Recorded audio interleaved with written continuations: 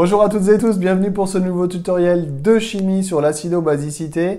Tuto exo, tuto exercice permettant de classer les espèces chimiques selon des couples, de reformer ou de former des couples acido-basiques et d'identifier les espèces chimiques amphotères ou ampholites. Je vous renvoie tout de suite à la playlist acido-basicité et aux différents tutos qui vont avec, tutos de cours sur toutes les petites notions qu'on va développer ici. Alors, j'ai ici une liste d'espèces chimiques qui sont chargées ou non, donc molécules non chargées ou ions chargés, ions polyatomiques constitués de plusieurs atomes. J'enlève tout de suite une idée reçue que vous pouvez avoir. Les acides ne sont pas forcément toujours positifs, ne possèdent pas toujours forcément une charge positive. Et à contrario, les bases ne sont pas toujours chargées négativement. Ça, c'est absolument pas vrai, donc il faut sortir ça de votre tête. Donc, on va essayer de trouver les couples acide-base. Si je commence par l'eau, H2O, H2O, si je lui fais perdre un H+, je vais écrire la demi-équation pour ce premier exemple et je ne le referai plus après. On voit que H2O se transforme en HO-. Donc, H2O et HO-, voilà un premier couple. Toc. Mais H2O, comme je connais mes couples de l'eau, je sais que H2O peut appartenir au couple H2O, H3O+.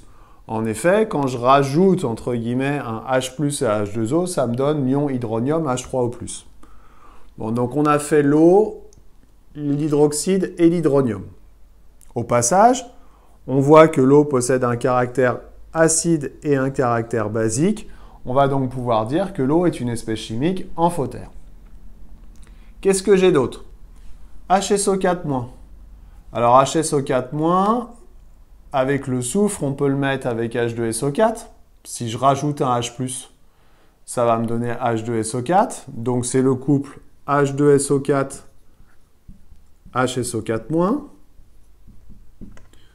Mais ça peut aussi aller avec SO4-, l'ion sulfate. À ce moment-là, HSO4- va être l'acide de SO4-. On se rend compte là aussi que HSO4- est un amphotère. Ça, c'est fait. Qu'est-ce qu'il nous reste?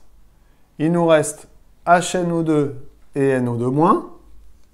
Donc, HNO2 possède un H+ supplémentaire par rapport à NO2-.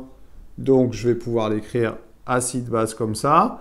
Et puis, NH4+, c'est la surprise parce qu'il manque sa base conjuguée. Donc, NH3, je le rajoute tout de suite. NH4+, NH3, NH4+ l'ion hydronium, avec NH3, l'ammoniac. Encore une fois, pour passer de l'acide à la base, il suffit de retirer un H+, donc NH4+, NH3, on voit bien qu'il n'y a plus que 3 hydrogènes dans NH3 et que la charge positive est partie également. Voilà, j'espère que j'ai été clair et je vous dis à bientôt pour d'autres tutos. Bye bye.